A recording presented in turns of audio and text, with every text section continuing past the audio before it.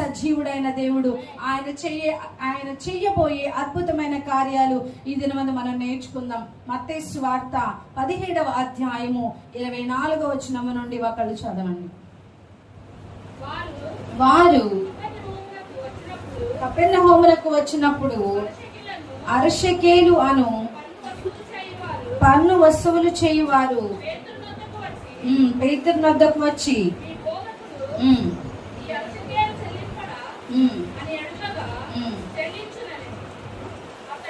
అతడు ఇంటిలోనికి వచ్చి మాటలాడక మునిపే యేసు ఆ సంగతి ఎత్తి, సీమోనా, నీకేమి తోచుచున్నది?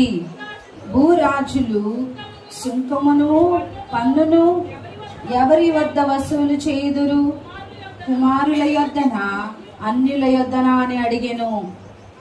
అతడు అన్యుల యొద్దనే అని చెప్పగా యేసు, అలాగైతే కుమారులు స్వతంత్రులే, అయినను మనము వారికి అభ్యంతరము కలుగజేయకుండునట్లు నీవు సముద్రమునకు పోయి గాలము వేసి మొదటి పైకి వచ్చు చేపను పట్టుకొని దాని నోరు తెరచిన ఎడల 1 షెకెలు దొరుకును. దాన్ని తీసుకుని నా కొరకును నీ కొరకును వారికిమ్మని అతనితో చెప్పాను. దేవునికి మహిమ కలుగును గాక. మన దేవుడు అద్భుతాలు చేసే దేవుడై ఉన్నాడు. హల్లెలూయా. మన దేవునిలో ఉన్న గొప్పతనం ఏంటంటే, మనం ఆయనతో నడుస్తూ ఉన్న కొద్దీ దినదినము, ప్రతి క్షణము, ప్రతి సమయము ఒక అద్భుతమే. హల్లెలూయా. మన దేవునిలో ఉన్న గొప్పతనం అది. ఏమే చాలా మంది అనుకుంటారు, నా జీవితంలో అద్భుతాలు జరగట్లేదు అనుకుంటారు. చాలా మంది నా జీవితంలో ఆశ్చర్యమైన కార్యాలు జరగట్లేదు అని అనుకుంటారు. కానీ క్రైస్తవులమైన మనము తెలుసుకోవాల్సింది ఏంటంటే, మన యేసయ్యతో ప్రయాణము ప్రతి క్షణము కూడా అద్భుతమే. హల్లెలూయా. ప్రతి క్షణము ఆశ్చర్యమే, ప్రతి క్షణము మేలే, ప్రతి క్షణము కూడా దీవెనయే. ఆయనను కూడా గుడ్డివారు ఉంటారు, ఆమేన్.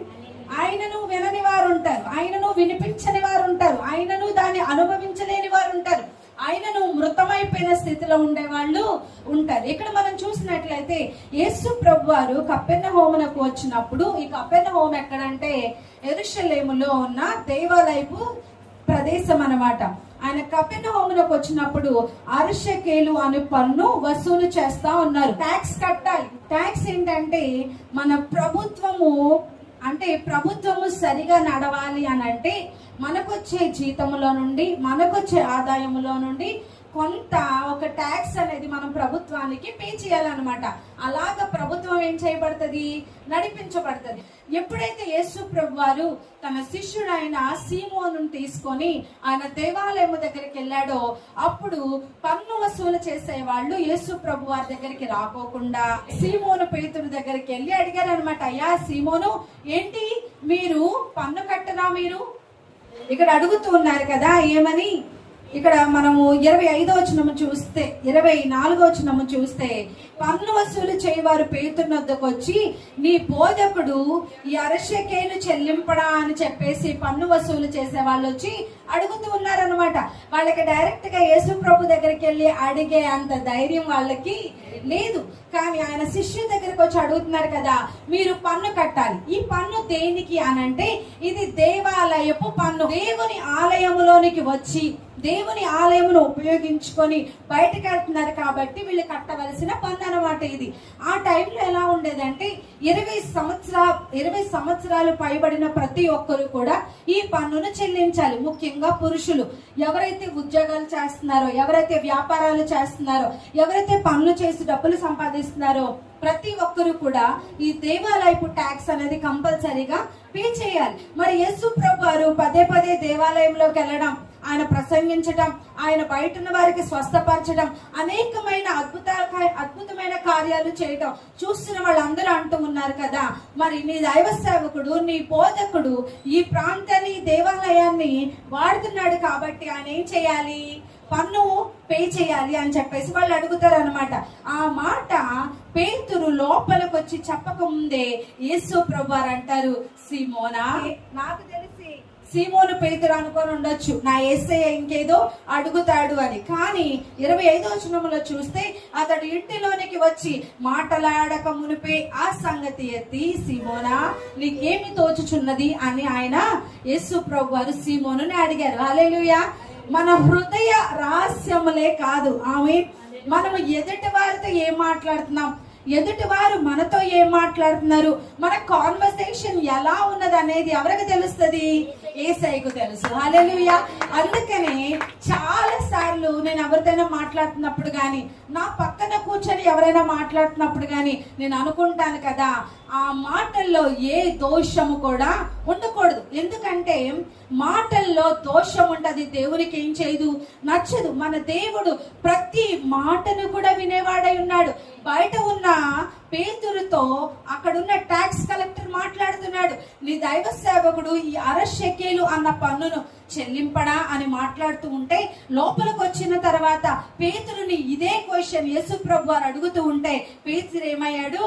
ఆశ్చర్యపోయాడు. మన ప్రతి కాన్వర్సేషన్, మనం ఎవరితో ఏది మాట్లాడినా, మన ఉద్యోగము చేసే దగ్గరైనా, వ్యాపారము చేసే దగ్గరైనా, మనం ఇంట్లో మాట్లాడేటప్పుడైనా, మనము ఎక్కడ ఉన్నా కూడా మన మాట ద్వారా దేవునికి ఏమి రావాలి? మహిమ రావాలి. మనం ఏం తెలుసుకోవాలంటే, నా పక్కన దేవుడు లేడని మనం మాట్లాడకూడదు, నన్ను ఎవరు చూడట్లేదని మనం మాట్లాడకూడదు, నన్ను ఎవరు చూడట్లేదు కదా, ఎవరు పట్టించుకోవట్లేదు కదా అన్నట్లుగా మన ప్రవర్తన ఏమవ్వకూడదు, ఉండకూడదు. ఎప్పుడు కూడా మన మనసులో ఒకటి ఉండాలి, ఏంటంటే నన్ను చూచేవాడు నా పక్కన ఉన్నాడు. హల్లెలూయా. నేను ఏది మాట్లాడుతున్నానో ఆ మాటను వినేవాడు నా పక్కన ఉన్నాడు. నేను ఏ క్రియ చేస్తున్నానో ఆ క్రియను నా పక్కన ఉండి చూసేవాడు ఒక యేసయ్య మనతో పాటు ఉన్నాడు అనే విషయము మనం ఎప్పుడైతే గుర్తుపెట్టుకుంటామో, మనం వినేటప్పుడు, హల్లెలూయా, మనం మాట్లాడేటప్పుడు మన మాటలు తప్పిపోకోకుండా పరిశుద్ధంగా జీవించటానికి ఈ యొక్క ఆలోచన మనకి ఎప్పుడు కూడా ఏమవుతుంది? ఉపయోగపడుతుంది. అందుకే దావీదు అంటాడు కదా, అయ్యా నేను పైకెక్కి పోదును అనుకున్నానా, నీవు అక్కడను ఉన్నావు, నేను పాతాళమునకు దిగిపోదును అనుకున్నానా, నీవు అక్కడను ఉన్నావు. అంటే దాని అర్థం ఏంటంటే, నేను ఎక్కడ ఉంటే నువ్వు అక్కడ ఉన్నావు, నేను ఏది చేస్తే నువ్వు అదే చూస్తున్నావు. కాబట్టి ఒక పాపము చేయడానికి అక్కడ ఆస్కారము లేదు. అయినను దావీదు పాపం చేయలేదా? దావీదు పాపము చేశాడు. మరి ఆయనకి తెలుసు కదా, నా దేవుడు నన్ను చూస్తున్నాడే. నేను అడవిలో ఉన్నప్పుడు, నేను ఒక గొర్రెలు కాచుకునే వాడిగా నేను ఉన్నప్పుడు ఆయన నన్ను విడిచిపెట్టక ఆయన నన్ను రాజుగా చేసిన వాడు. నేను ఇంత స్థాయిలో ఉన్నప్పుడు, నేను పాపము చేస్తున్నప్పుడు నా దేవుడు చూడడా? హల్లెలూయా. అయినప్పటికీ కొన్ని మారులు శత్రువైన సాతానుగాడు మన హృదయమునకు, మన మనోనేత్రములకు గుడ్డితనము కలుగ చేస్తాడు. మనం పాపములో పడిపోవచ్చు. ఆయన అంటాడు కదా, పాపము చేసి వచ్చి దేవుని సన్నిధిలో కూర్చున్న దావీదు మరి ఒకరికి మొహము చూపించలేక ఆయన తలుపులేసేసుకొని ఆయన అదే గదిలో కొన్ని దినములు ఉండి ఆయన ప్రార్థన చేస్తూ ఉండగా, ఆయన పశ్చాత్తాపడుతూ ఉండగా, దేవుని వాక్యంలో రాయబడి ఉంటది కదా, ఆయన పరుపు అంట ఆయన కన్నీటికి ఏమైంది? తేలిందంట. హల్లెలూయా. మనం కన్నీరు గారిస్తే ఇక్కడ నుండి ఇక్కడికే రాదు కన్నీరు. ఆమేన్. అలాంటిది మనం ఏమనుకుంటా అంటే, నా కన్నీళ్ళన్నీ ఏమైపోయినాయి? ఇనికిపోయినాయి. కొంతమంది కన్నీరు రాదు. అవునా? ఎంత ప్రార్థన చేసినా రాదంట, ఎంత దుఃఖించాలని ట్రై చేసినా దుఃఖం రాదంట. ఏమైపోయినాయి వాళ్ళ కన్నీళ్లు? ఇనికిపోయి. నీ హృదయమును నువ్వు మొత్తుబారిపోనివ్వకుండా నువ్వు చూసుకోవాలి. ఆమేన్. నీ హృదయము కఠినమైపోకోకుండా నువ్వు చూసుకోవాలి. నీ హృదయము ఎప్పుడు కూడా దేవుని మాటను వినేదిగా మనం ఎప్పుడు కూడా ఏం చేసుకోవాలి? మలుచుకుంటూ ఉండాలి. హల్లెలూయా. మనం ఎప్పుడైతే దేవుని మాటను మనం వినగలుగుతామో, దేవుని యొక్క స్వరమును మనం వినాలి అని మనం ఆలోచన కలిగి ఉంటామో, ప్రియ దేవుని బిడ్డ, మన హృదయం ఎప్పుడు కూడా దానికి ఏమై ఉంటదంటే అట్రాక్టివ్ గా ఉంటది అనమాట. దేవుని మాటను ఆకర్షించుకొని, దేవుని క్రియలను ఆకర్షించుకునేదిగా ఉంటది. దేవునికి మహిమ కలుగును గాక. ఇక్కడ ఎప్పుడైతే పేతురు లోపలికి వచ్చి యేసు ప్రభువారికి చెప్తామని వస్తాడో, యేసు ప్రభువారే అంటారు కదా, ఏంటి దీని గురించి నువ్వు ఏమి ఆలోచిస్తున్నావు? హల్లెలూయా. పేతురుకు అర్థం కాదు, దేని గురించి దేవా, దేని గురించి అయ్యా నేను ఆలోచించేది? అప్పుడు యేసు ప్రభువారు అంటారు కదా, బయట చెప్పారు కదా 60 షెకెలు అనే పన్ను కట్టాలని. అయితే ఈ పన్ను ఎవరు కట్టాలి? పుత్రులు కట్టాలా? దాస్యత్యములో ఉన్నవారు కట్టాలా? ఎవరు కట్టాలి? ఆమేన్, హల్లెలూయా. అయితే అప్పుడు పేతురు చెప్తాడు కదా, అయ్యా ఎవరైతే బానిసలుగా ఉన్నారో, ఎవరైతే దాస్యత్వములో ఉన్నారో వారు మాత్రం ఈ యొక్క పన్నును కట్టాలి. మరి ఇప్పుడు ఎవరిని కట్టమని అడుగుతున్నారు? హల్లెలూయా. దేవాది దేవుడే ఈ లోకములకు వచ్చి, ఆమేన్, ఆయనే దేవుడిగా ఈ లోకములో జీవిస్తూ అనేకమైన అద్భుతమైన ఆశ్చర్యమైన కార్యాలు చేస్తూ దేవుని కుమారుడుగా ఈ లోకములో బ్రతుకుతూ ఉంటే వాళ్ళు ఏమని అడుగుతున్నారంటే, నువ్వు దాసుడవు కాబట్టి నువ్వు నాకేం చెయ్యి? పన్ను కట్టు అని. యేసు ప్రభువారు ఏం చేస్తా ఉన్నారంటే, నేనే దేవుడను, నేను తండ్రి యొద్ద నుండి మీ దగ్గరకు వచ్చాను, మీ పాపులైన మీకోసం నేను వచ్చాను, నేను ఎంత చేస్తే అద్భుతాలు చేసి ఆశ్చర్యమైన కార్యాలు నేను మీకోసం చేస్తుంటే, నన్ను ఒక దాస్యత్వపులో పుట్టిన ఒక కుమారుడిగా, నన్ను ఒక దాసుడిగా ఎంచి నన్ను ఏం చేయమంటున్నారు? ట్యాక్స్ పే చేయమంటున్నారు. వెంటనే వెళ్ళిపోయి అసలు నేను ఏమనుకుంటున్నారు, నేనంటే మీరు ఏమనుకుంటున్నారు అని చెప్పేసి ఏం చేయాలి? గొడవ వేసుకోవాలి. కానీ నా దేవుడు ఏమన్నాడో తెలుసా? హల్లెలూయా. అయినను కూడా కింద వచనం ఉంటది కదా, 26వ వచనము, అతడు అన్నిల యొద్దనే అని చెప్పగా, యేసు అలాగైతే కుమారులు స్వతంత్రులే కదా, అయినను మనము వారికి అభ్యంతరము కలిగించకుండానట్లు, మనము ఒక చోట ఉన్నప్పుడు మనము ఎవరికి కూడా ఏం కలిగించకూడదు? అభ్యంతరం కలిగించకూడదు. ఆమేన్. నువ్వు ఒక ఉద్యోగం చేస్తున్నప్పుడు నీకు ఉద్యోగం ఇచ్చిన అధికారికి నువ్వు అభ్యంతరం కలిగించకూడదు. నువ్వు ఒకవేళ ఒక మంచి సాఫ్ట్వేర్ కంపెనీలో పనిచేశారు, కొన్ని లక్షల జీతాన్ని మీరు సంపాదించారు, కానీ కొన్ని అనివార్య కారణాల వలన మీరు ఆ ఉద్యోగం మానేసేసి మేబీ 30,000 రూపాయలు ఉద్యోగం ఇచ్చే ఒక ఓనర్ దగ్గర మీరు చేరారు. మీరు చేరినప్పుడు ఆ ఓనర్ మీకు ఒక పని చెప్తాడు, ఈ పని చేయండి అని చెప్పి. ఆ పని మీరు సరిగా చేయనప్పుడు ఆ ఓనర్ మిమ్మల్ని పిలిచి, ఏంటి బాబు సరిగా పని చేయలేదంటే, నువ్వెవడివి నాకు చెప్పడానికి? నేను 3 లక్షల రూపాయల ఉద్యోగానికి నేను పనిచేసి వచ్చాను, నాకు నెలకి ఎంత వచ్చేది? 3 లక్షల రూపాయలు వచ్చేవి, కానీ నీ దగ్గరికి నేను 30,000 రూపాయలకి నేను ఏం చేస్తున్నాను? ఉద్యోగం చేస్తున్నాను. నువ్వెవడివి నాకు చెప్పడానికంటే ఆయన ఏమంటాడు? అయితే నువ్వు ఇక్కడ నా ఉద్యోగానికి ఏం చేయమ్మా, నువ్వు రిజైన్ చేసేసి నువ్వేం చెయ్యి? వెళ్ళిపో. కానీ మనము ఏం చేయాలని దేవుడు మనకి నేర్పుతున్నాడంటే, మనము అధికారులకు లోబడాలి. హల్లెలూయా. మన ప్రభుత్వాలకు లోబడి జీవించాలి. మనకు పెట్టిన అనేకమైన ఆంక్షలకు మనం ఏం చేయాలి? లోబడి మనము జీవించాలి. కాబట్టి నేను దేవుడునైనప్పటికీ, నేను ప్రభువునైనప్పటికీ ఈ లోకములో నేను ఒక మనుష్యుడిగా ఉన్నాను. కాబట్టి మనం ఏం చేద్దాము? ట్యాక్స్ కడదాం. 27వ వచనము చూస్తే, ఆయనను మనం వారికి అభ్యంతరము కలగజేయకుండానట్లు నీవు సముద్రమునకు పోయి గాలము వేసి, సీమోను పేతురు అనుకుంటా అన్నాడు, సముద్రమునకు వెళ్ళాలా? గాలం వేయాలా? నెక్స్ట్ ఏం చేయాలి? మొదటి పైకి వచ్చిన చేపను పట్టుకొని దాని నోరు తెరచి, ఒక షెకేలు దొరుకును, దానిని తీసుకొని నా కొరకును నీ కొరకును వారికిమ్మని అతనితో చెప్పాను. ఇక్కడ సీమోను పేతురు ఎవరు అనేది మనం చూస్తే, ఈయన ఎవరండి? చేపలు పట్టే ఒక జాలరి. అందుకే సీమోను పేతురుకి దేవుడు చెప్పాడు కదా, నువ్వు ముందు సముద్రానికి వెళ్ళు, సముద్రానికి వెళ్ళిన తర్వాత అక్కడ నువ్వు గాలమే. ఇక్కడ సీమోను పేతురు ఏమనుకున్నాడంటే, యేసు ప్రభువారు సీమోను పేతురుని ఏమని పిలిచాడంటే, పేతురు నువ్వు నీ వలలను విడిచి అక్కడ నువ్వు వచ్చే, ఇప్పుడు నేను ఏం చేస్తానంటే మనుషులను పట్టే జాలరిగా నేను నిన్ను చేస్తాను. I will make you fishers of man. మనుషులను పట్టే జాలరిగా నేను నిన్ను చేస్తానని దేవుడు చెప్పాడు కదా. ఇప్పుడు యేసు ప్రభువారు చెప్తూ ఉండగానే సీమోను పేతురు ఆలోచిస్తూ ఉన్నాడు, నన్ను మరలా ఏం చేయమంటున్నాడు దేవుడు? సముద్రంలోకి వెళ్ళమంటున్నాడు. ఏం చేయమంటున్నాడు? వల వేయమంటున్నాడు, చేపను పట్టమంటున్నాడు. కొన్నిసార్లు మనం పూర్తిగా వెళ్ళడానికి ఏం చేయం? ఇష్టపడం. హల్లెలూయా. సెంటెన్స్ స్టార్ట్ అవ్వగానే మనమే ఊహించుకున్నాము, మీరు ఆగండి నేను చెప్పేస్తాను. హల్లెలూయా. మీరు ఆగండి నేను చెప్పేస్తాను. మనం కొద్దిగా చెప్పిన తర్వాత అవతల వ్యక్తి అంటారు కదా, అసలు ఇది కాదు, కొద్దిసేపు ఆగొచ్చు కదా, నేను చెప్తాను.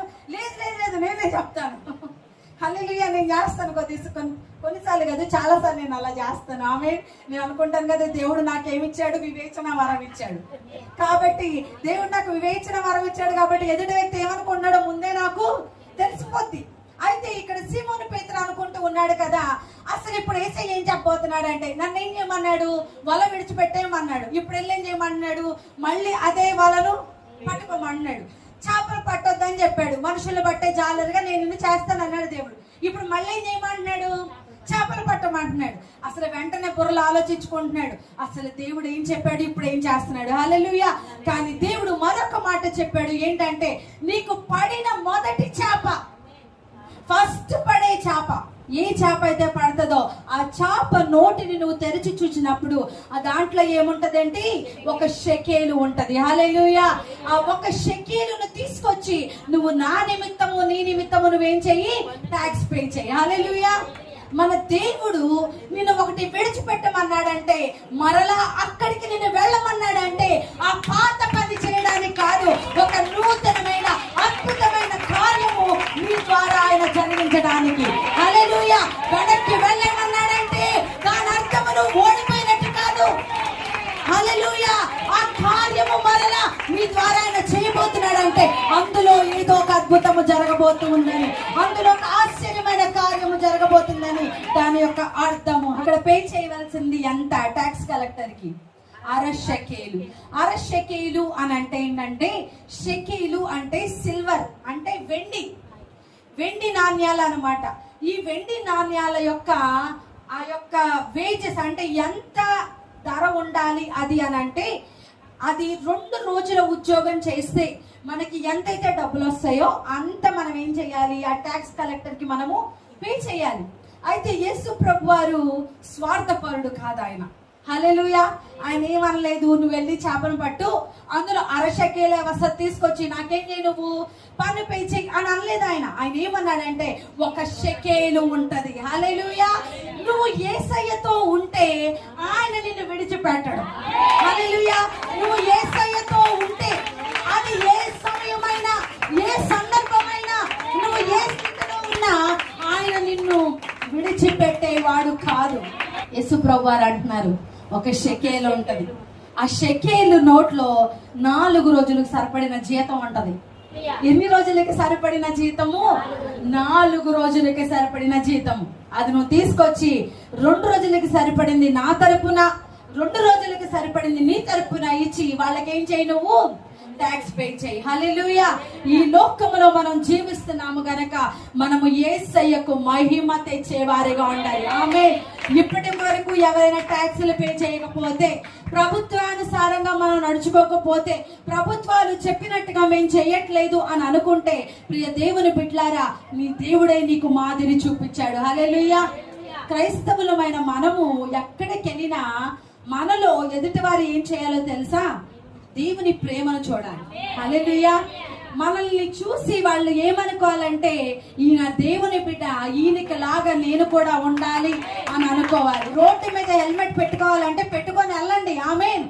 ఆమేన్. నీ దేవుడు ఇక్కడ అదే నేర్పిస్తున్నాడు. అంతేగాని హెల్మెట్ని వెనకాల పెట్టుకొని వెనక కూర్చునే పిల్లోడికో పెద్దోళ్ళకో భార్యకో ఇచ్చి నువ్వు డ్రైవ్ చేయటం వల్ల యూజ్ లేదు. ఆమేన్. హల్లెలూయా. హెల్మెట్ పెట్టుకొని వెళ్ళాలంటే హెల్మెట్ పెట్టుకొని వెళ్ళండి. ప్రభుత్వ నియమ నిబంధనల ప్రకారం డ్రైవ్ చేయాలంటే అలా డ్రైవ్ చేయండి. దేవునికి మహిమ కలుగును గాక.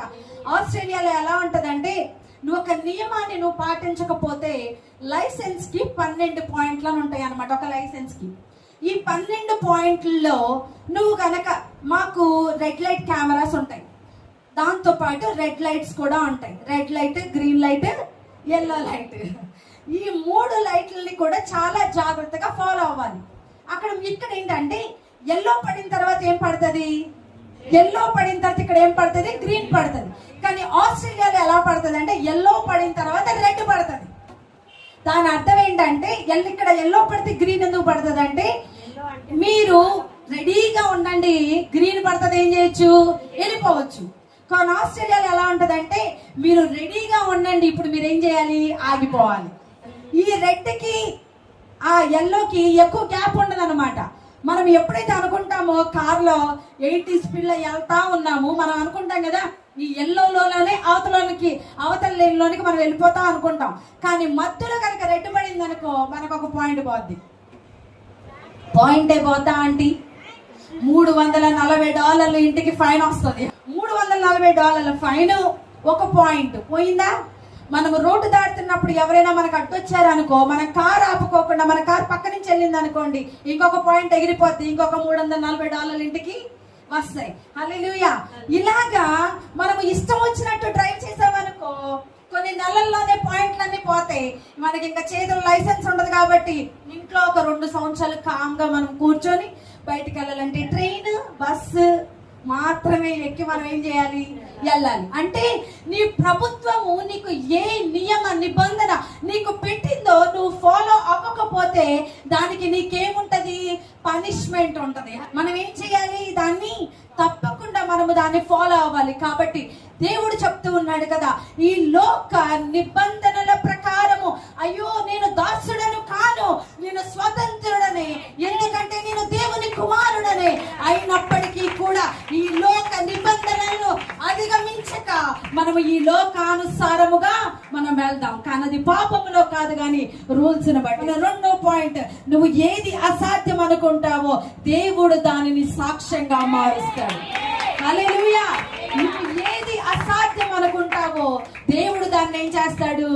సాక్ష్యంగా మారుస్తాడు. మీ పక్కన ఉన్న వాళ్ళకి సెకండ్ చెప్తారా, నేను అసాధ్యం అనుకున్న దాన్ని దేవుడు నాకు సాక్ష్యంగా మారుస్తాడు. మేము ఆస్ట్రేలియాలో ఉంటున్నాం కాబట్టి, అది కాక మేము బిజినెస్ చేస్తూ ఉంటాం. క్రిస్టఫర్ గారు బిజినెస్ చేస్తారు. అయితే మాకు చాలా సార్లు మంచి లాభాల్లో వ్యాపారం నడిచేది. ఒకేసారి చాలా పెద్ద దెబ్బ కొట్టేసేది. ఎలా అంటే ఎంత లాభాలు వచ్చి సంతోషపడే వాళ్ళము వెంటనే కింద పడిపోయేవాళ్ళు. హల్లెలూయా. ఇలాంటి పరిస్థితులు మాకే కాదు, వ్యాపారం చేసే ఇక్కడున్న ప్రతి వ్యాపారస్తుడికి కూడా అనుభవం. దేవునికి మహిమ కలుగును గాక. అలాంటి అనుభవాలు మనందరికీ దేవుడు ఇచ్చినందుకు దేవునికి మహిమ కలుగును గాక. ఆమేన్. హల్లెలూయా. దేవునికి మహిమ.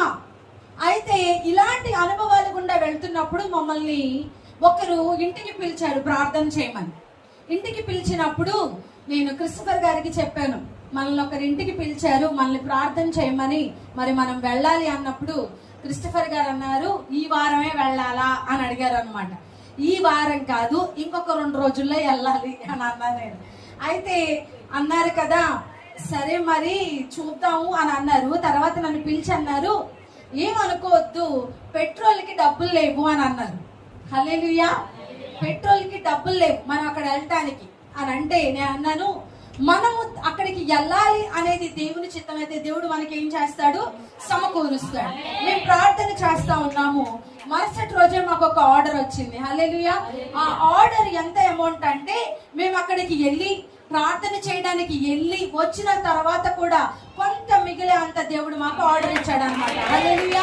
మేమేం చేసామంటే ఆ డబ్బుల్ని మా చేతిలో పట్టుకొని వెళ్ళి పెట్రోల్ కొట్టించుకొని ఆ ఇంటికి వెళ్ళి ప్రార్థన చేసి కొద్దిసేపు కూర్చొని మేము వచ్చేసాం. నేను ఎందుకు చెప్తున్నానంటే, మన జీవితంలో మనము దేనిని లేమి అనుకుంటామో, దేని గుండా మనము వెళుతూ ఈ పరిస్థితులు సరిగా లేవు అని మనం అనుకుంటాము, దేవుడు దాన్ని ఏం చేస్తాడంటే సాక్ష్యముగా మారుస్తాడు.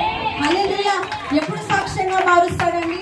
మనము దేవుని మీద ఆధారపడినప్పుడు, మనం దేవుని మీద ఆనుకున్నప్పుడు, మనం దేవునితో పూర్తిగా అంటుకట్టబడినప్పుడు, ఈ అంటుకట్టబడిన తీగ ఎలాంటి పరిస్థితుల్లో కూడా పడిపోకుండా దేవుడు ఏం చేస్తాడు? దాన్ని నిలబెట్టే వాడై ఉన్నాడు. హల్లెలూయా. ఇక్కడ మనం తెలుసుకోవాల్సింది ఏంటంటే, మనము ఎవరితో అంటు కట్టబడి ఉన్నాము. మన జీవితం ఎలాంటిదంటే, అసాధ్యమైన వాటిల్లో నుండి దేవుడు అద్భుతమైన సాక్ష్యాలను సృష్టించేవాడు. 2వ రాజుల గ్రంథము 4వ అధ్యాయము 42 నుండి 44 వరకు. మొదట పంటను బాపాతు యావల పిండితో చేయబడిన 20 రొట్టెలను, క్రొత్త గోధుమ వెన్నులను, కొన్ని పండ్లను తీసుకొని వచ్చి దైవజనుడైన అతనికి కానుకగా ఇయ్యగా, అతడు జనులు భోజనము చేయుటకు దాన్ని వడ్డించమనెను. అయితే అతన్ని పనివాడు 100 మందికి వడ్డించుటకు ఇవి ఎంతగాని చెప్పగా, అతడు వారు తినగా మిగులునని యెహోవా సెలవిచ్చుచున్నాడు గనుక జనులు భోజనము చేయుటకు వడ్డించమని మరలా ఆజ్ఞ ఇచ్చెను. పని చేయువాడు వారికి వడ్డింపగా యెహోవా సెలవిచ్చినట్లు అది వారు తినిన తర్వాత మిగిలిపోయెను. ఇక్కడ మనం చూసినప్పుడు ఒక శిష్యుడు, ఒక వ్యక్తి తన పండించిన మొదటి పంటలో యొక్క గోధుమలను, తర్వాత కొన్ని పండ్లను తీసుకొని దైవ సేవకుడి దగ్గరికి వచ్చాడు అనమాట. దైవ సేవకుడి దగ్గరకు వచ్చినప్పుడు ఈ దైవ సేవకుడు అంటూ ఉన్నాడు కదా, ఇక్కడ మన దగ్గర ఎంతమంది ఉన్నారు? 100 మంది ఉన్నారు. దీనికి పైన ఇంకొక అద్భుతం ఉంటది. దైవ సేవకుడైన ఎలీషా ఒక ప్రవక్తల యొక్క స్కూల్ ని ఆయన నడిపిస్తూ అన్నాడు అనమాట. ఆయన దగ్గర కొన్ని వందల మంది వచ్చి ఆ యొక్క బోధనను నేర్చుకుంటూ ఉన్నారు. నేర్చుకుంటూ ఉన్నప్పుడు ఒక శిష్యుడు ఆయన తీసుకున్న ప్రతి ఒక్క దాంట్లో కూడా కొద్ది భాగాన్ని తీసుకొచ్చి, దశమ భాగంగా తీసుకొచ్చి దైవ సేవకుడి చేతిలో పెడతాడు. దైవ సేవకుడు అంటాడు కదా, దీన్ని తీసుకెళ్లి ఇక్కడున్న ప్రతి ఒక్కరికి కూడా మీరేం చేయండి, వడ్డించండి. అయితే ఎలీషా దగ్గర ఉన్న పనివారు అంటూ ఉన్నారు కదా, అయ్యా దైవ సేవకుడా, ఈ పంట ఏ మాత్రము వీరికి సరిపోదు. అక్కడ ఎలీషా ఒక మాట అంటూ ఉన్నాడు కదా, ఏమనో మనం చూద్దాము. 4వ అధ్యాయము లాస్ట్ లో మనం చూసినట్లయితే యెహోవా చెప్పాడు కదా, అయితే అతని పనివాడు 100 మందికి వడ్డించుటకు ఇవి ఎంత అని చెప్పగా అతడు వారు తినగా మిగులునని యెహోవా సెలవిచ్చుచున్నాడు. మన దగ్గర ఉన్నది కొద్దిగే దేవుని సన్నిధిలో మనం తీసుకురావాలని, దేవుని సేవకుడికి మనం ఎప్పుడు ఇవ్వాలని మనం అనుకుంటామో దేవుడు దాన్ని ఏం చేస్తాడంట, దాని 100 సమృద్ధిని ఇచ్చేలాగా దేవుడు చేస్తాడు. మా వ్యాపారంలో మేము తీసుకున్న ఒక తీర్మానం ఏంటంటే, దశం భాగం ఇవ్వాలి. మనము ఇచ్చినప్పుడు దేవుడు మనకేం చేస్తాడు, తిరిగి అత్యధికముగా ఇస్తాడు. ఆమేన్. ఆయన తిరిగి రెట్టింపులుగా ఇచ్చే దేవుడు. హల్లెలూయా. కాబట్టి ఆ శిష్యుడు తనకు పండిన పంటను తీసుకొచ్చి ఎప్పుడైతే దైవ సేవకుడి చేతిలో పెట్టాడో, మనుషులు చూస్తారు కదా ఇది సరిపోదు అని. మనుషులు అనుకున్నారు ఇది ఈ పనికి సరిపోదు అని. ఆమేన్. హల్లెలూయా. ఈ రోజు నీ చేతిలో ఉన్న డబ్బు నువ్వు పెట్టుబడి పెట్టడానికి సరిపోదేమో, నువ్వు ఒక పని చేయడానికి సరిపోదేమో, నువ్వు అనుకున్న కార్యము జరిపించడానికి నీ చేతిలో ఉన్న ధనము సరిపోదేమో. హల్లెలూయా. కానీ నా దేవుడు చెప్తూ ఉన్నాడు కదా, నీ చేతిలో ఉన్న దానిని నేనేం చేస్తాను, ఆశ్చర్యకరంగా మారుస్తాను, అద్భుతంగా మారుస్తాను, దీవెనకరంగా మారుస్తాను. నువ్వు ఏదైతే నీ చేతిలో పట్టుకొని నువ్వు ప్రార్థిస్తూ ఉన్నావో, అయ్యా నాకు ఇది సరిపోదని అనుకుంటూ ఉన్నావో, దేవుడు దాంట్లో నుంచి ఏం చేస్తాడంటే ఆయన సమృద్ధినిస్తాడు. ఇక్కడ దైవ సేవకుడు ఏం చెప్తున్నాడంటే, మీరు వెళ్ళి పంచిపెట్టండి సరిపోద్ది అని అనట్లేదు. ఏమంటున్నాడు, మిగులుతుంది. హల్లెలూయా. మన దేవుడు మనకు మిగిలే విధంగా ఆశీర్వదిస్తాడు, మనకు మిగిలే విధంగా ఆయన ఆశీర్వదిస్తాడు. మీకు మిగిలి ఇంకా 10 మందికి పెట్టే విధంగా ఆయన మనను ఆశీర్వదిస్తాడు. ఒక చేప నోటిలో నుండి అద్భుతము చేయగలిగిన దేవుడు.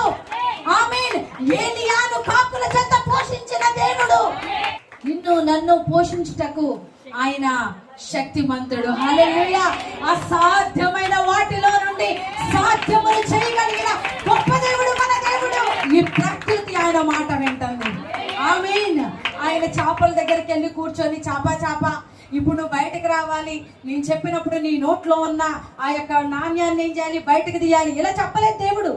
మన ఆలోచన పుట్టక మునిపే సమస్త సృష్టిని కూడా మన కొరకు ఉపయోగించే దేవుని సన్నిధిలో మనం ఉన్నాము. సముద్రం ఆయన మాట వింటది, గాలి ఆయన మాట వింటది, పెద్ద పెద్ద అలలు ఆయన మాట వింటది, పెద్ద అలజడి ఆయన మాట వింటది. ఈ దేవుని బిడ్డ మనం నమ్మవలసింది ఏంటో తెలుసా, మన దేవుడు అక్కడ మార్గము లేని చోట ఆయన ఏం చేస్తాడు, మార్గాన్ని సిద్ధపరుస్తాడు. ఇశ్రాయేలు ప్రజలు ఎంతో కాలం మొరపెట్టారు, అయ్యా మమ్మల్ని విడిపించు, ఈ బానిసత్వం నుంచి నువ్వు మమ్మల్ని బయటకు తీసుకురా, ఈ బానిసత్వం నుండి నువ్వు నన్ను బయటకు తీసుకురా దేవా, నా పని అయిపోయిందయ్యా, అసలు మా వల్ల కావట్లేదు, మేము ఇక్కడ బ్రతకలేకపోతున్నాము, ఇక్కడ బిర్యానీ పెట్టినా కూడా తినలేనంత పరిస్థితుల్లో మేము ఉన్నాం. ఎందుకంటే వాళ్ళు బిర్యానీ పెడుతున్నారు కానీ తినడానికి గ్యాప్ ఇవ్వట్లేదు. హల్లెలూయా.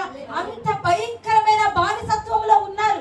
మొరపెడుతూ ఉంటే యేసు ప్రభు దేవుడైన యెహోవా అంటూ ఉన్నాడు కదా, నేను మిమ్మల్ని బయటకు తీసుకొస్తాను. బయట పడాలి అనుకున్న వారందరూ హల్లెలూయా చెప్దామా? హల్లెలూయా. బయటకు తీసుకొస్తాను. దేవుడు మోషేతో మాట్లాడతాడు, అయ్యా మోషే ఎల్లు, నా ప్రజలు ఆర్తత్వాన్ని నేను వినలేకపోతున్నాను,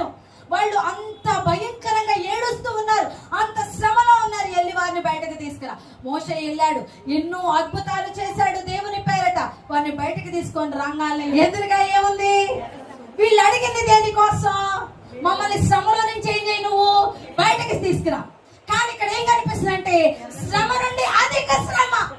మమ్మల్ని నిప్పుల్లో నుండి బయటకు తీసుకురా అంటే ఎదురేముంది? నిప్పుల కొలిమి ఉంది. అందుకే భక్తుడు రాస్తాడు కదా, శ్రమలలో నేను బడి వెళ్ళినా, జలములలో నేను బడి వెళ్ళినా అది నన్ను ఏం చేయదు, తాకదు. అగ్నిలో నేను పడి నేను అగ్నిలో నడిచినా ఆ జ్వాలలు నన్ను ఏం చేయవు, కాల్చవు. మరి ప్రార్థన చేశారు, బయటకు తీసుకురా దేవా, బయటకు తీసుకురా, బయటకు తీసుకురా. తీసుకొచ్చాడు, నిలబెట్టాడు. ఎదురేముంది? ఇక మొదలు పెట్టారు, ఏంట్రా దేవుడా, అసలు అడిగిందేంటి, జరిగేదేంటి, అసలు మా పరిస్థితి ఏంటని అనుకుంటా ఉన్నారు. కానీ వీళ్ళకి తెలియదు ఏంటో తెలుసా? దేవుడు ఆల్రెడీ వీళ్ళ కోసం ఏం సిద్ధపరిచాడంటే మార్గమును సిద్ధపరిచాడు. ఈ రోజు నువ్వు నేను చూడవలసినది శ్రమలో మార్గమును, శ్రమలో సమాధానమును, అద్భుతాన్ని మనం చూడాలి. బాధల అద్భుతాన్ని చూడాలి, వేదనల అద్భుతాన్ని చూడాలి, ఖాళీ పాకెట్లో నిండిన అనుభవం చూడాలి. హల్లెలూయా! ఖాళీ బీరువాలో నిండిన అనుభవం మనం చూడాలి. ఏం చేస్తా ఉన్నారు? సముద్రములో నిలబడ్డారు, సముద్రమునకు ఎదురుగా నిలబడ్డారు. అనుకుంటా ఉన్నారు ఇప్పుడు ముంచేస్తాడు దేవుడు. హల్లెలూయా!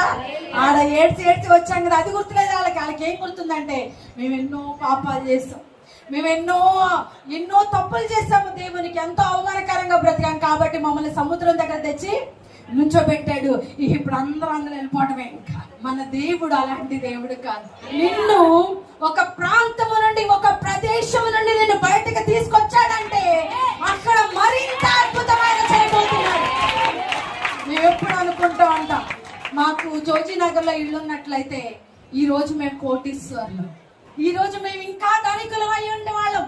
కానీ దేవుడు మమ్మల్ని అక్కడ పిగిల్చి అక్కడ కదిలించి ఇక్కడ తీసుకొచ్చాడు. మేము అనుకున్నాం ఏంటో మురికి వాడలు, మురికి కంపు, వర్షం పడితే ఇంట్లోకి నీళ్ళు వచ్చేస్తాయి. మా ఇద్దరిని బల్ల మీద ఎక్కించి డాడీ మమ్మీ కింద నీళ్ళలో ఉండేవాళ్ళు. మమ్మీ నీళ్ళు ఎత్తి పోస్తా ఉంటే డాడీ వెనక నుంచి నీళ్లు ఏంటిది ముందుకు అంటా ఉండేవాళ్ళు, మమ్మీ బయటకు పోస్తా ఉండేది. మా అనుభవాలు అవి. కానీ దేవుడు చెప్తూ ఉన్నాడు కదా, నిన్ను పిలిచిన పిలుపు గొప్పదే. ఆమేన్, హల్లెలూయా. నిన్ను ఒక ప్రాంతం నుండి దేవుడు బయటకు తీసుకొచ్చాడంటే నిన్ను గొప్పగా వాడుకోవడానికి, నిన్ను గొప్పగా నిలబెట్టడానికి, నిన్ను అభివృద్ధి చేయడానికి. హల్లెలూయా. ప్రతి బాధని, ప్రతి కష్టాన్ని మీ దైవ సేవకులు సంతోషంగా అనుభవించారు. హల్లెలూయా. ప్రతి కష్టాన్ని అనుభవించారు, ప్రతి బాధను అనుభవించారు, ప్రతి లేమిని కూడా అనుభవించారు. ఆమేన్, హల్లెలూయా. నాకు బాగా గుర్తు, మేము వెళ్ళే సంఘ దైవ సేవకులు ఇది వరకు మా ఇంటికి వస్తే ప్రార్థన చేయడానికి ఇంట్లో 100 రూపాయలు ఉన్నాయి, 100 రూపాయలు ఉన్నాయి, ఇంకేం లేవు. అవి ఇచ్చేస్తే ఇంకేం ఉండవు ఇంట్లో. కానీ ఆ దైవ సేవకుడికి కానుక పెట్టి పంపించారు. ఆమేన్. ఆ తర్వాత మన చర్చకొచ్చే విశ్వాసి 1000 రూపాయలు ఇచ్చాడు. హల్లెలూయా. ఎందుకు చెప్తున్నానంటే నువ్వు దేవుని కోసము నువ్వు నిలబడినప్పుడు, విశ్వాసంతో నిలబడినప్పుడు నిన్ను విడిచిపెట్టడు ఆయన. ఆమేన్, హల్లెలూయా. నీ దేవుడు సముద్రంలో నిన్ను ముంచేవాడు కాదు. వచ్చారు, నిలబడ్డారు. ఆమేన్, హల్లెలూయా. ఇక మొదలు పెట్టారు సమగడం. గొప్ప దైవ సేవకుడు మోషే ఎన్నో అద్భుతాలు చేశాడు. ఫరో ముందు ఎన్నో ఆశ్చర్యమైన కార్యాలు చేశాడు. వచ్చి నిలబడి, అయ్యా ఏంటయ్యా జనాలందరూ నన్ను తిడుతున్నారు, నువ్వేమో నన్ను బయటకు తీసుకొని రమ్మన్నావు, అందరు నన్ను తిడుతున్నారు, ఏంటి ప్రభా? దేవుడు అన్నాడు మోషేతో, మోషే నీ చేతిలో ఉన్నది కదా. హల్లెలూయా. దేవుడు అద్భుతం మన చేతిలో ఉన్న దాంట్లోనే చేస్తాడు. ఆమేన్, హల్లెలూయా. మనకున్న దాంట్లో నుంచి అద్భుతం చేస్తాడు, మనం పట్టుకున్న దాంట్లో నుంచి ఆశ్చర్యమైన కార్యం చేస్తాడు. ఆయన అంటూ ఉన్నాడు కదా, నీ చేతిలో కర్ర ఉంది కదా, ఎత్తి దానిని చెయ్యి, సముద్రం వైపు చూపించు. ఏమైంది? మన దేవుడు మార్గాన్ని ఏర్పాటు చేసేసాడు. నువ్వు ప్రార్థన చేస్తున్నప్పుడు ఒక్కొక్క మెట్టును ఆయన అక్కడ కట్టేశాడు. నువ్వు ప్రార్థన చేస్తూ ఉన్నప్పుడు అయ్యా నన్ను సమస్య నుండి బయటకు తీసుకురానప్పుడు ఒక దారి వేస్తాడు, నా జీవితంలో అద్భుతం చేయనప్పుడు మరొక దారి వేస్తాడు. నీ సమయము ఏ దేవుని సన్నిధిలో ఎన్నడే కానీ వ్యర్థము కాదు. హల్లెలూయా. నువ్వు అనుకుంటూ ఉన్నావే కొన్ని సంవత్సరాల నుండి నేను ప్రార్థన ఉన్నాను, కానీ నాకు సమాధానము రావట్లేదని. నువ్వు ఆశ్చర్యకరమైన అద్భుతమైన సాక్ష్యాలు చెప్పేవారిగా దేవుడు మీ జీవితంలో అద్భుతాలు చేయబోతున్నాడు. హల్లెలూయా! ఎంత గొప్ప దేవుడు అండి. నీ ప్రార్థన ఆయన వృధా కానివ్వడు. హల్లెలూయా! అద్భుతము చేస్తాడు ఆయన. ఎప్పుడైతే నీటి వైపు ఇలాగా కర్ర చూపించాడో మోషే, మార్గం ఏర్పడిపోయింది. అందరికి ఆశ్చర్యం, ఏంట్రా బాబు తడి కూడా తగలలేదంట. దేవునికి మహిమ కలుగును గాక. వెళ్ళే పిల్లలందరూ కూడా సైడ్ లో గోడలాగా నిలబడి అంట నీళ్ళలోంచి ఇలా చేతులు పెట్టుకుంటూ వెళ్తా ఉన్నారంట. హల్లెలూయా! మన దేవుడు గొప్ప దేవుడు అండి. ఇంత గొప్ప దేవుడు ఎవరుకున్నారండి? ఆమేన్. హల్లెలూయా! శ్రమలను చంద్రగా ఎల్లు, విపత్తులను చంద్రగా ఎల్లు.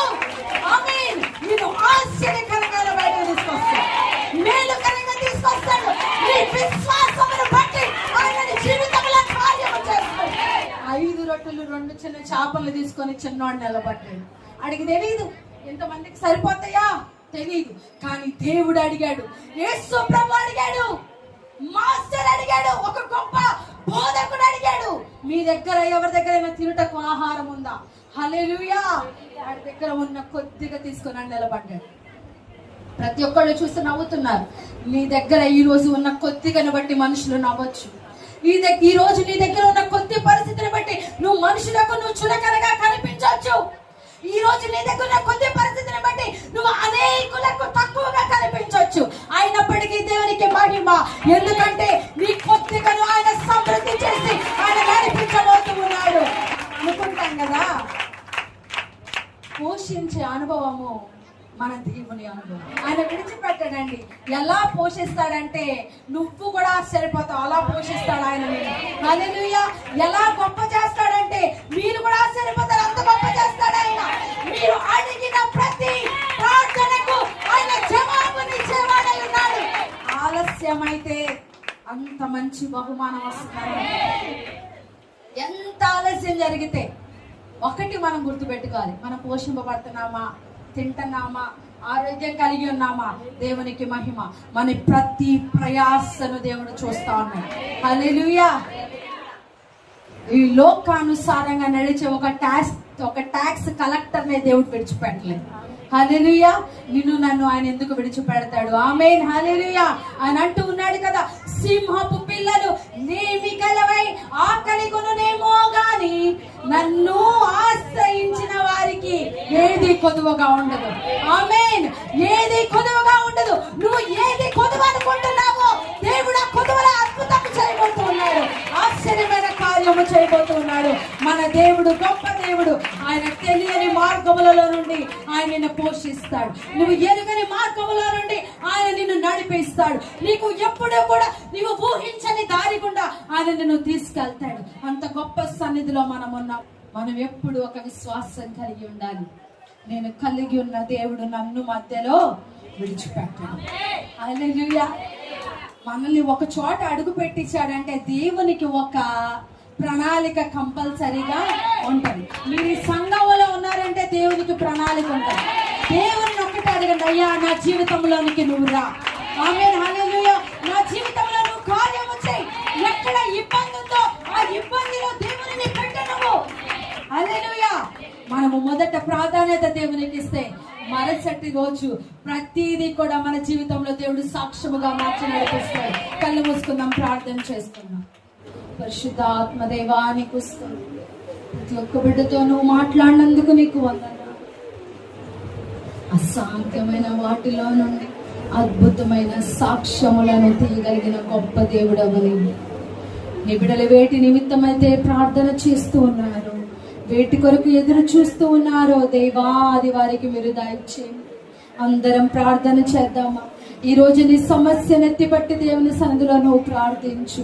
ప్రియ దేవుని బిడ్డ ఆయన మన మధ్య ఉన్నారు. ఆయన దాటి మళ్ళను వెళ్ళక ముందే మనం ఆయన సహాయమును మనము కోరదాం. ప్రభువా నీకు వందనాలు. నీ బిడ్డలు వేటి నిమిత్తమైతే ప్రార్థిస్తూ ఉన్నారో వారికి నువ్వు దయచేయండి. ఉద్యోగాల్లో విజయమును దయచేయండి అయ్యా. వ్యాపారాల్లో విజయము దయచేయండి అయ్యా.